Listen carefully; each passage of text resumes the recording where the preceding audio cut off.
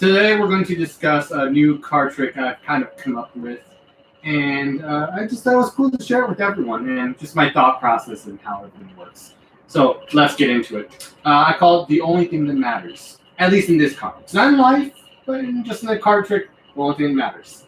And I'll openly say, in the card trick, this is the only thing that matters. This is placed right here. Maybe a mouse, my own computer mouse can go on top of it, or whatever. Some object or place a spectator's hand or pocket, whatever. It's just right here, secure. So I'm going to place it right there, we're good. Okay? And everything else, it doesn't matter. It don't matter. Don't matter. Like a cup of water. That's like I'm going from a Jersey person. I love Jersey people. They're smarter. They're smarter than the average human being, but I just love their accent.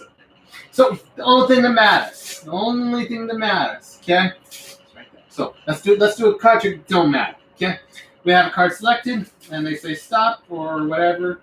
Show it off. They got it. And I'm not looking at the monitors. Don't worry. Okay? Toss back in there and cut. Don't matter how many times we cut it. It don't matter if I give it a shuffle. Because even though all that mixing, okay, all I have to do is give it a cut, like so. I'm mostly as it is. And shoot one card out. Whoops. And it is, in fact, your card. Now you're going to be able to look at it. Okay, got it right there. That was easy. You're like, okay, now he knows controls. He can do basic stuff. But I want to take it a step further. Okay. And this can be signed. So imagine it was signed by spectator. It doesn't matter. Don't matter. You got the card. Okay? And we're going to place it inside the pack. But you know what would make it more interesting is if the spectator, let's say them, can actually shuffle the card. So they give it a card shuffle and mix it on up. And I'll just let them cut it however they want, shuffle it. And I could really encourage them over here. You can cut, you can shuffle all the cards that you want. Okay? Do whatever you want. And at the end, I can say, okay, you feel it's fair, you feel you made a difference, and I can say to them, it don't matter. It don't matter. And they're checking out, and that's crazy. You get to actually see a card on my forehead. Oh, now it's the 4 spades. You get to see it clearly. It's the 4 spades. Okay? But I know a good card trick. You want to know a good card trick? And you go, yeah. Dip this card, okay? You got your card, you signed it, maybe you didn't, don't matter. You got the card, okay? Want to know a good card trick? Getting that 4 spades to jump to the back of your pocket. And that would be a good card trick, right? They check it out, it's not there. Like they're checking their back pockets, they're struggling to do all that. I could say place the card side, it don't matter. And I said that would have been a good card trick. But you know what? That don't matter. You know, the only thing that does matter is right here. I want to be fair about this. Okay? You saw it since the beginning. You got to see it. Okay? And I can even handle the spectator. I don't even touch it. They can open it up.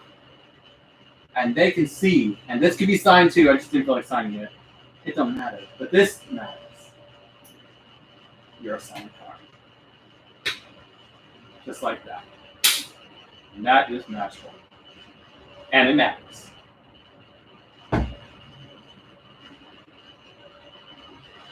So let's actually go into, I might as well just do it in the same video instead of just cutting it off or whatever. Maybe I'll do a separate segment for Instagram, but I just thought it was a really cool card trick to be able to do on the spot. It has a unique plot or unique pattern line, makes it more interesting, draws people in. So nothing else we do matters. So it's kind of almost anticlimactic where they raise people up because people raise you up to be so high, and then you downplay it by saying it doesn't matter that you shuffle it. Oh, I'm gonna find anyways. It won't matter. Maybe if I shuffle and control all the cards, it don't matter. It's already on my forehead. And then just when you think they have all the power, like all the chips in your game, it feels hopeless, just like the stock market, isn't it great? Yeah. They get hope. They feel like it's already over, that it's in your back pocket, isn't, and then it jumps to here where you say it was the only thing that matters since the beginning, which is a great idea. So let's get into the whole idea of it now that I've talked about it enough. Credits, well, this is pretty much a unique plot. There's some gags and stuff to it, but the main credit goes to Jay Sankey and his paperclip switch, where without his brilliant switch, this routine wouldn't really exist, at least for the ending. And it makes a great ending. It's cool. Quick little card trick. It's entertaining. You get the point across. You don't have to do anything else. I think you can demonstrate it yourself. If they ask for more, well, that's really up to you. So let's get into it. You can use any card and just fold it up very well. I just fold it up very well so you're not flashing any of the edges for a spectator. A lot more white is better. So maybe an ace, maybe a 4, and then you could paperclip it there. Now, Jay Sankey had a wise tip in his paperclip DVD where he uses a blank card, and that's why I use. It's optional. Only if you have it, use it. If you don't, just use a regular blank card, fold it up, and do it. But he used a blank card because he just didn't want any edges flashing red or black and giving any indication, so he did that with a blank card. So choice is yours if you want to carry around the gap, or if you want to do it on the spot, just grab a paperclip and just fold up a card, and this is the setup. Whatever the case, doesn't matter. Don't matter. So you put this right here, and then you have the rest of the cards here. Okay. You don't want to do this with the throwaway deck because you are going to Mercury card fold. So I do mention Mercury card fold. I believe I first saw that in Expert Card Technique by Gene Hugard and Fred Rowley. So that's another credit I want to throw in there. So this card that got folded. So let's just use a random card. So we got this pack. Okay. We said that the only thing that matters is right here. You can give the spectator, have them step on it, put them in a pocket, lay right here, put a card box in it, or put it inside a card box. It doesn't matter, just so it's secure. Okay? This is why I throw my money at my problems. That's life. Okay, so let's just leave it right there. So you can see it. So we have a card selected. It could be peaked, but if you want it stock, so it could be peaked, then you do the whole thing. But if they suspect that this is a duplicate, it's possible that you'd rather just have a dribble shown and then signed, so you can get away with that and label the souvenir. So then you know what really happened. Okay, so card selected, block, signed or not, whatever. Okay, card put back, card shown. So that's what we got so far. Card shown. Okay, pull back. And then we actually get a break below, not above, usually get above, below the jack nines. And you also get to show it twice. If you don't show it twice, people forget the card, and this whole trick is utterly pointless. And maybe they're sedated, they're drunk. I perform a lot for drunks, so I always show it twice to make sure the trick goes across. Or at least that you made that effort to do it. And if their reaction isn't great, the other people who saw the card's reaction is great, so that makes up for it. Okay, so always show the card twice. Okay, flip card to the top. Do a double undercut, standard move. I'm trying to flash things if I can. So the card goes to the bottom. In this case, the Jack of Diamonds. But I'd rather use a card I can happily destroy because I might need these jacks for later. So let's just take the 8. So going back, show the 8 twice, and control to the bottom. And now it's on bottom. You say, and I can cut the cards. Don't matter because the only thing that matters you stated is right there. And you can give cut half the pack and do an overhand shuffle with the upper half of the pack. Yeah, so I'm trying to flash this. Looking at the upper half and shuffling the upper half onto itself. And it doesn't matter because don't matter because the card is still on bottom. Okay, that's the card selection for this place, and I can destroy this half. If you don't want to worry about having to destroy which card or a specific card, you can just do a rollover force or force the card so you can be able to not have to worry about that. So a rollover force looks like this. You tell it to stop. They say stop. We'll go a little further in there. Okay, they make sure. And you misdirect the moment that you drop. So this was the other package. They say stop right there. Okay, you roll the pack onto the fingers. Okay, so it's finger to finger. Continue rolling over. So this is the rollover first place I learned it is from is Oz Perlman. And then we deal out the card or flash them, then deal to the table in the context of take the card, there you go. And then roll this pack back onto there. So the whole deck is reset. You got to force essentially a card that you don't have to worry about destroying. Anyways, so then it's controlled to the bottom. Going back to one. It's controlled to the bottom. I just wanted to talk about the rollover force real fast. So from here, we've already shuffled the cards. The sloppiest shuffle ever. Still on bottom, and then you say, you say don't matter, because then if I can easily cut the pack. I do a V cut, X cut. Can't remember what this cut is called. It's like a swing. This is like a swivel cut. I think this is Daryl's. You just do Daryl's hot shot cut. I'm not even sure if this is the correct way to do it, but I'm just doing a essential version of hot shot cut, right? With the pack being held in like a kind of modified straddle grip. So straddle grip. Holding in straddle grip. Thumb comes from here to the back, and you can swing the pack. You swing hard enough, and you got good balance, and you take the half the pack. It becomes easy. You swing the packet. Fingers are holding out to this packet with the pinky mostly. Fingers are coalescing right here. So again, thumb grabs the half the pack, gets it, and pulls it out. So it's swung out like this. It goes underneath, and as it goes underneath, your forefinger wedges itself, holding a break. Okay, so it looks like this. So again, straddle grip, thumb goes behind, lift off the half the pack, separates it, take it a little bit back to get the car. You get to here, the packet goes from where it swung out to here, down to here. So you use and your thumb. Do it. Forefinger keeps the brake right there. Now you reposition. Or actually, you don't have to reposition. You dump this comes about the whole stack. As everything relaxes and everything coalesces. So you got like a modify, like a Charlier, like a Charlier cut is about to do it. And Charlier, for people's sake, it looks like this. Okay. Again, if you were to do a Charlier, if you were to do it, or we do something else. So, done the one where we cleared it. Goes back over with the forefinger. Now the forefinger, and everything's coalesced. Forefinger is holding the packet separate. Now the forefinger comes out, so it juts the bottom part out, which is the selection. This is the bottom of the pack. This is the upper half. Okay, so it juts it out, and then let it rotate around your third finger. Like kind of looks like a gun position, kind of hilarious. It just kind of looks like a playing card contraption thing. So again, it's being hold by the forefinger, juts it out, then let it swing around the middle finger or second finger. There you go. Now you're going to reposition it where your forefinger is going to let go, and the middle finger is going to be underneath. Your thumb puts pressure, and you can rewatch this section in case it's confusing. So, eight spades, just out with the forefinger, and you have to practice this to make sure it's one card, not multiple. It goes around the middle finger. Now your forefinger lets go. Now your middle finger takes control. Your thumb puts pressure on the upper half of the pack. This is what applies pressure, gives the upward bend to the card. And then by using your middle finger, I'm not trying to flip anyone off.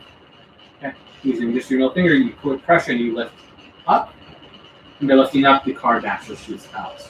So from here, up, out, your spades. Now from the forefinger, we swap to the middle finger, and then just put pressure upwards and naturally fire outwards. And if you put pressure just the right way and with a little bit of practice, it's a little bit knacky. Just out, side, back.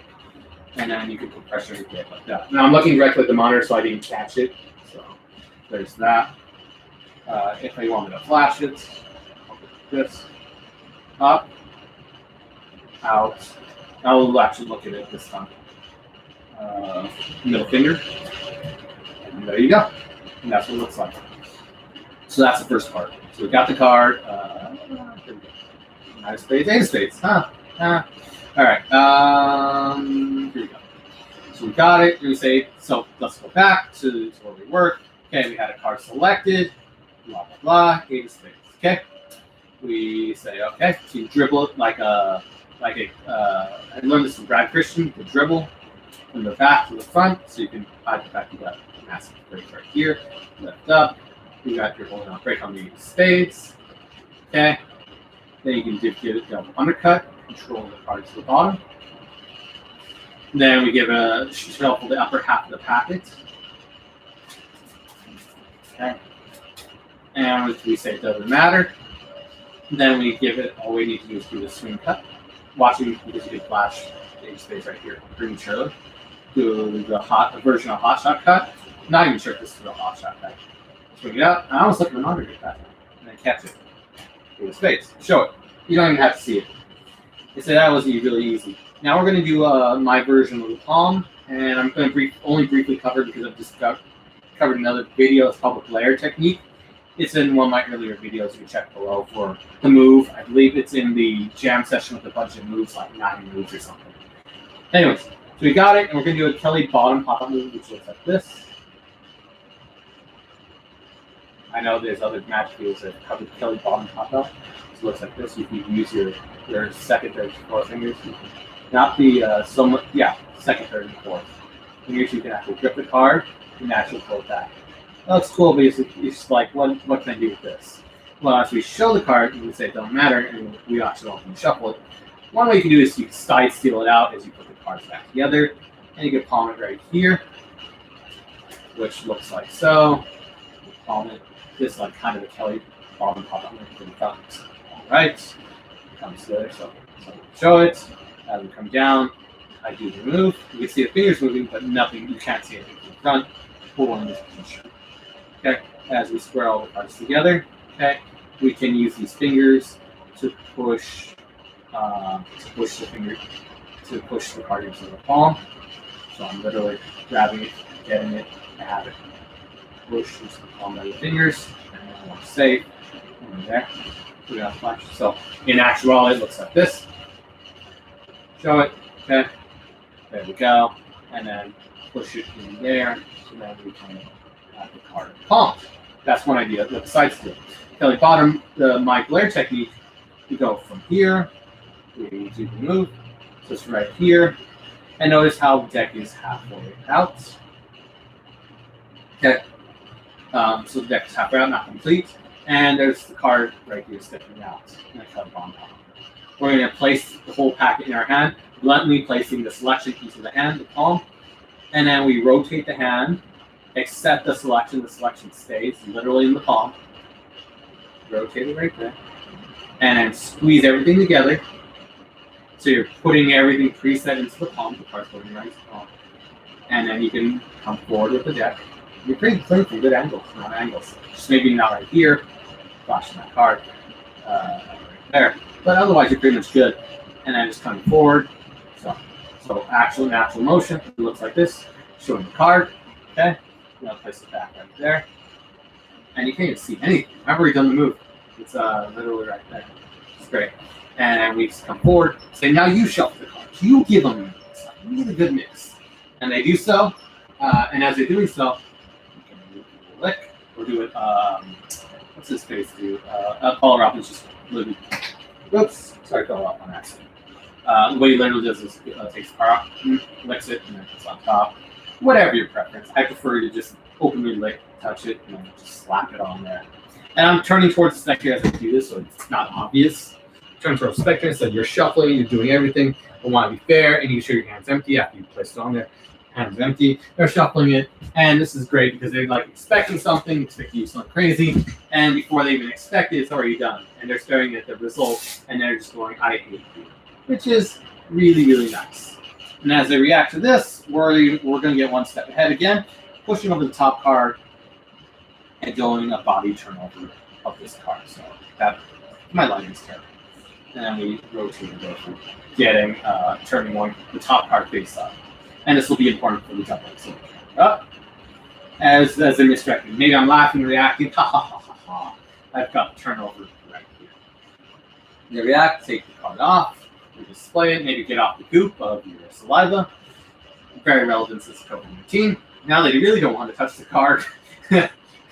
Now we get the card, we turn it up, turnover, random card. So here we've already added the card, add it over, take it over, and you say, and you've been mentioning how it don't matter, and then you mention, but you want to see a really good trick?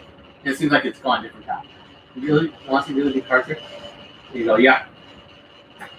I'm going to get your, and you can name the card off, whatever it was, eight of spades in this case. Eight of spades to jump. Boom. over to your back pocket. And then you freak out. You have no table, you can do a little pirouette, Danny Dave pirouette if you want, whatever. Ooh, so fancy. Anyway, so you got that, and then you can put so you show it, and they're freaking out. They're like, no way. You got into my back pocket. Sign, really? They're freaking out. You put this card inside, the random card, as you turn the packet on up.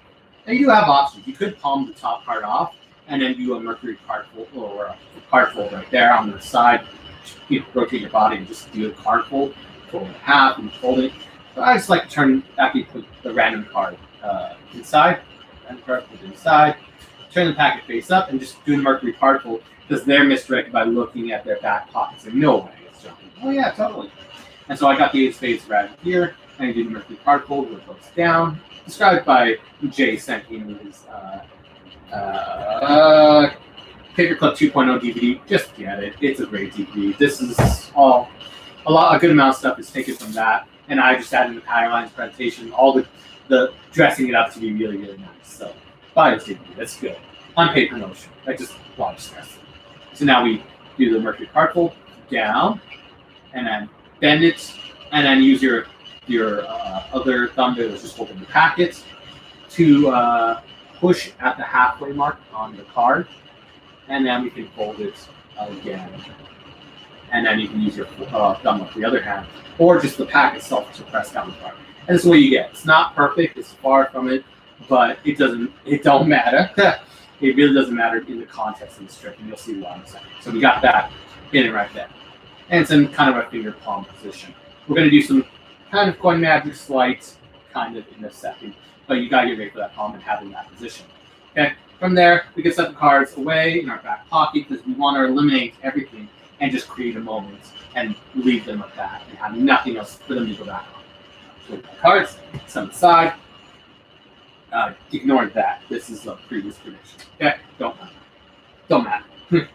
So now we got the thing right there. We say, oh yeah, that would have been great. You've already ripped your card, pulled the card, you've got in your finger palm, set the card aside, and now all that's left is there. And they think that was a gag, that was the end of the trick. You're like, oh yeah, that was fun. You pulled my leg, you did some magic. Whatever. You're funny. Little magician guy, whatever. They thought they had you, they figured it out. No, it was just a gag. So you say, but remember, there's only one thing that matters. And now when they start to shift their focus is when you start to do the switch. So it's like, oh yeah, you did set it out from the beginning. Yeah, just want to say that. So they now, oh yeah, I remember, yeah. You did say that was the only thing that matters. And they start to shift their focus to there. And as they start to do it, that's when you do the switch. I'm not really going to go into it. That's Jay Senke's job in his Paperclip 2.0 DVD. But just doing the switch. And we pop the gaff. And can be used for repeat performances. You do this over and over again. That's the great part about this. And now we've got the card. We can hand it out to people, whatever, or just do it ourselves. And we're left with nothing, just left very cleanly. Open it up. Then open it downward. And you can show that there's signed. It can be signed. There's signed selection. Is there. And you've got an amazing card trick. Then now this is a souvenir. It's post-COVID, pre-COVID, current COVID. They wouldn't want it, but you show it, and they're amazed, and they'll applaud, toss the trash, and you're like, there's no dirty work involved. You've done the whole moment. And it's quick, it's fast, it's humorous, it's got all the right elements. It's a quick card trick with an amazing ending. That will be highly commercial because it can be repeatable. It can get the job done. People can ask it over and over again. So I just think it don't matter, or the only thing that matters. That's the name of the card trick. Guidelines don't matter. So the only thing that matters is a great card trick for commercial use, and has that big impact that people want. They just want to do one card trick and be done with it. Don't have to do anything more, or just be able to hit on that girl they want to hit on. They can now do so. So. That is It Don't Matter. Hope you enjoyed that. Can't really go into the switch anymore because I respect Jay Senke's work and everything he's contributed. So just get his DP. It's just such a good deal. Thank you, Jay Senke. Thank you, G. Hugard and Frederick Browery for the early version of the Mercury card fold. I'm not sure who the creator was. I'm crediting all that area. pattern line was mine. It don't matter. To be anticlimactic. I know there's other corrects along the way. Daryl's hot shot cut, and then there's the Blair technique, which is around. Anyways, just a bunch of stuff combined together to create a big card trick for you to enjoy. Hope you enjoyed it, and talk to everyone soon. Don't matter.